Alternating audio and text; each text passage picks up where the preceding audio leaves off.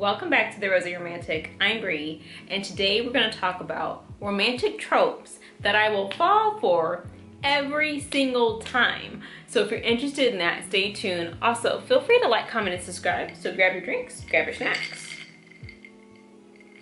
and let's chat. The first trope that I hate to admit that I love is the bad boy trope. I'm sorry. No, you're not.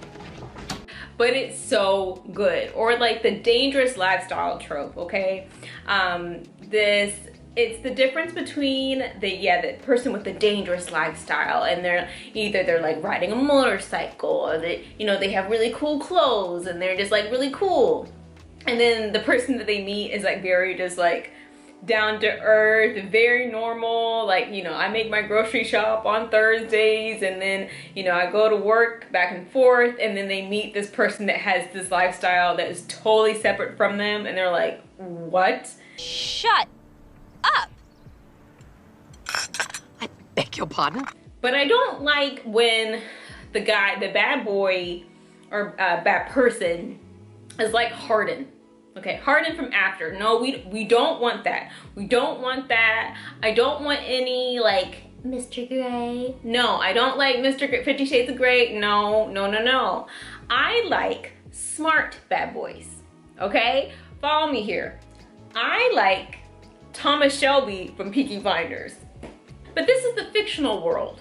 Okay, so if I see Tommy Shelby walking down the street and he enters a room and everybody goes quiet, I'm like, that's my man right there. I'm sorry. And this is in the fictional world. Thomas Shelby, you can't tell me this man isn't fine. This man commands a room. This man is ready with a plan. I just love to look at him. Me too. Mm-hmm. Your Majesty. Back to the trope here. If you haven't seen Peaky Blinders, I highly suggest it. And there might be a little bit of a spoiler that's coming up here because I'm going to talk about these two different relationships in this show. Because you have Tommy and Grace and Tommy and Lizzie. I have love for Grace. I do. But I really love Tommy and Lizzie.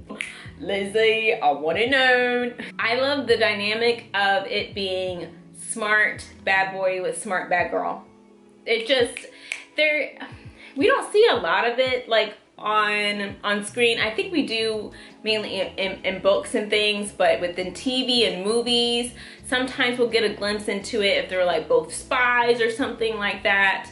But the lifestyle they live and what they have to face every day is very difficult. So if you want to sign up for this, you have to be like quick on your feet, like take no mess. And not expect everything to live happily ever after. And that is a wild way to live, but that's for me in the fictional world, okay? This is not me in real life. I know, darling. I know. The bad boy trope, it gets me every time. 91210, the original series, Dylan McKay. I couldn't even decide who he should be with Brenda or Kelly, because I was like, no, he should be with me. No one else can top that character. No one else. The second trope that I love and adore is opposites attract, because there are so many stories that can be made with this. Either you can do rivals to lovers, enemies to lovers. The limit does not exist on how many stories that can be created from this one thing alone.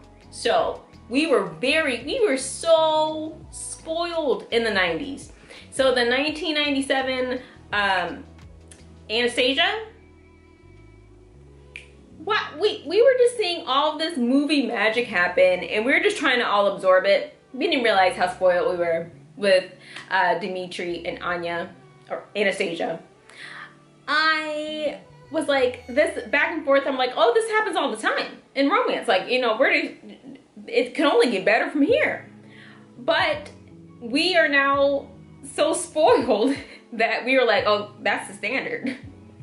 And anything else, we're just like, oh, well, it's not Dimitri and Anya. Like, what they had right there, that was chemistry. That's chemistry right there. So thank you to John Cusack and Meg Ryan, because y'all, in that animation and then the soundtrack with it, movie magic. And that, y'all remember that moment? Okay, if you've seen it. I don't want to spoil it, okay, if you haven't seen it.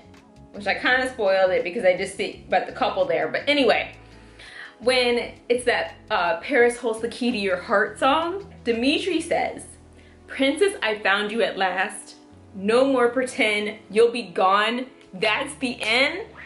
That was the end of me. That was the end of me, because what do you mean?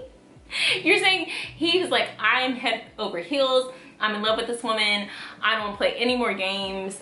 And he was willing to let it all go for her. He was like, I don't care anymore about the money. I don't care anymore about this.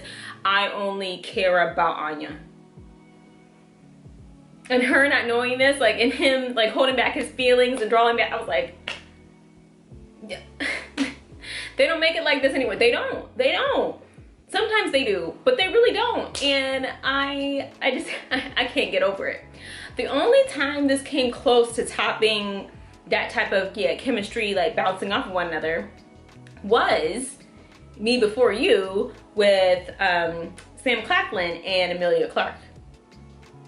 Yeah, every time I see that movie, I was like, how is this chemistry keep bouncing off the screen even more every time I watch it?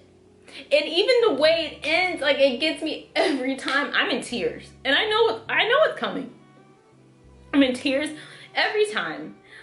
I don't know why I expect a different ending every time I watch it, but it's because the chemistry is so palpable, and they just make me believe so strongly about these characters, and you want the best for them, and their personalities is bouncing off the screen, and you're like, I just want, you know, a happily ever after for them. But, you know, in that movie there, I won't spoil anything, you just go through a lot of emotional ups and downs, okay? It's something where you're gonna need a lot of tissues.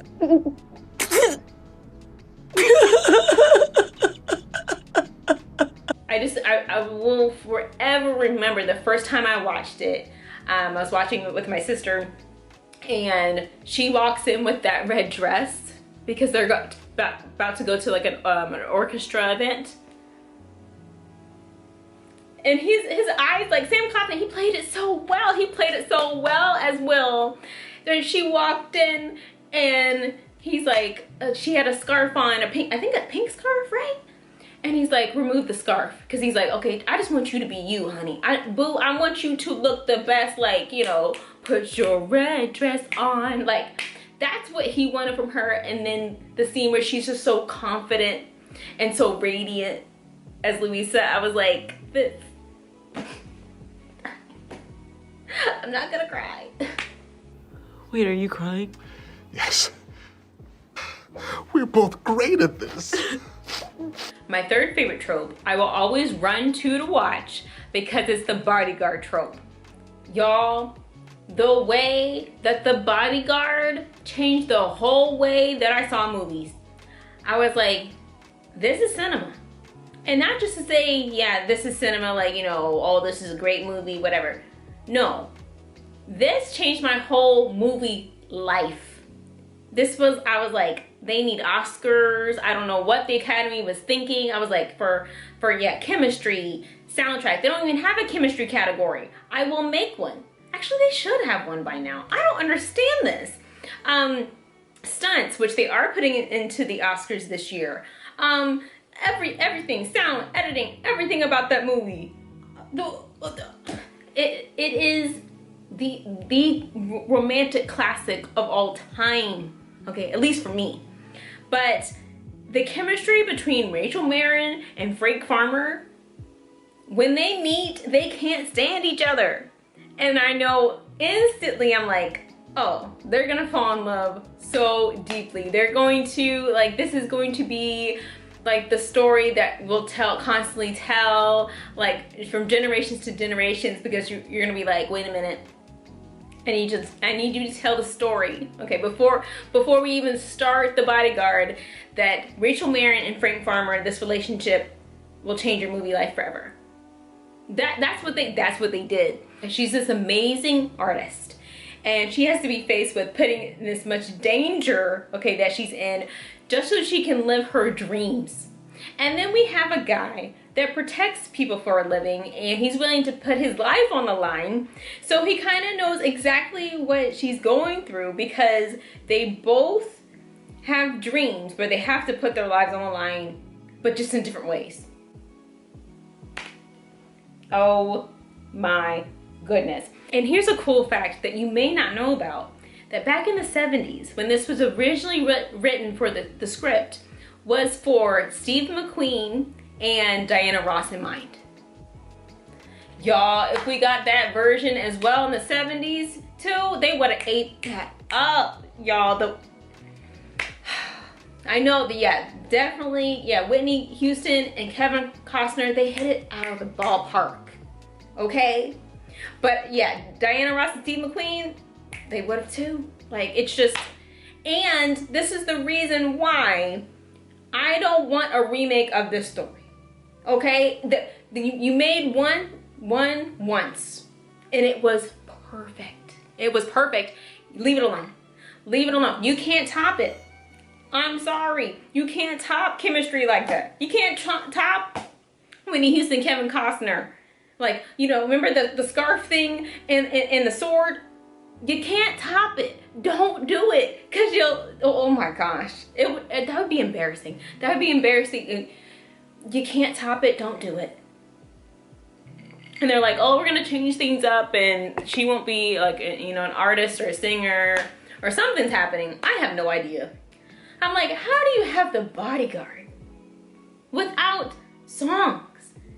It's like with Move On, when we didn't have the songs either. Why are y'all doing that? Stop it, please. Please, stop it. Don't ruin a classic. Just don't do it. Yup. Anyway, back to the Bodyguard trope. I really love the show Bodyguard with Richard Madden. Now, that didn't have a whole lot of romance in it. It was like just a little bit here and there. But like the whole Bodyguard aesthetic, because look at Richard Madden, so handsome and being very protective and like very, very smart, really thinks on his feet. Like that whole show, I was like, okay, stay focused, Bree, stay focused. Richard Madden is fine, but focus in on the storyline. And the storyline was excellent as well. The acting was phenomenal. But yeah, it's just something about it. It's just, again, that coolness factor. And if they're not going to be like a gangster or anything like that, I'm like, okay, be a bodyguard, protect me. What's happening? And last but not least, we have Marriage of Convenience. And y'all know the exact shows that I'm about to say, because they've been the best in the past couple of years, and they are Queen Charlotte and My Lady Jane. First of all, Charlotte and George, Shonda Rhimes, the writing on that was impeccable, just impeccable. I will stand with you between the heavens and the earth. I think everybody thinks about that quote at least once a day. If you've seen that show, okay, and if you haven't, please go watch it, because it will change the romantic game up forever, okay? I cried. And then when Brimsley is dancing with Reynolds in the past, and then they cut to a scene of him dancing in the future, I can't. It's just something that is very emotional and heartbreaking, but yet joyful. So you see that within the relationship between Charlotte and George, Brimsley and Reynolds. Like, you just go through all these emotional ups and downs, and you're like, okay, the show is worth it. It's worth me crying all these tears, because you get to see incredible love stories unfold, and they really found their best friends. And then we have Jane and Guilford from My Lady Jane. And Jane could not stand this man, because she was doing everything she could not to marry him. And Guilford was like, okay, I can't stand her either. And I was like, this has the makings of a great love story. I loved every minute. It is so much fun to see two characters that are such at odds with one another, and they're like, we are so different, but they're very similar, just like with Elizabeth and Darcy. And you see them try to reconcile their differences. They work together. Either they have to go on a mission, or they have to make this marriage work, and they're willing to think about, okay, maybe if I thought about the other person, maybe if I put them first, you know, maybe I have empathy, and this love starts to grow, and it starts on the basis of friendship, not just romantic love, but friendship love. Even to the point where if they're like, hey, if we have to, you know, end the marriage of this convenience for, you know, the betterment of the other person, that they would. And that's when you really know that they love the person, because they want, you know, the absolute best for them, and they really want to get married in their minds for love and not just for convenience. So I love this trope, and I hope there's more in the future. Let me know in the comments down below, what are some of your favorite romantic tropes, and I hope you have a comfy and cozy rest of your day. Bye.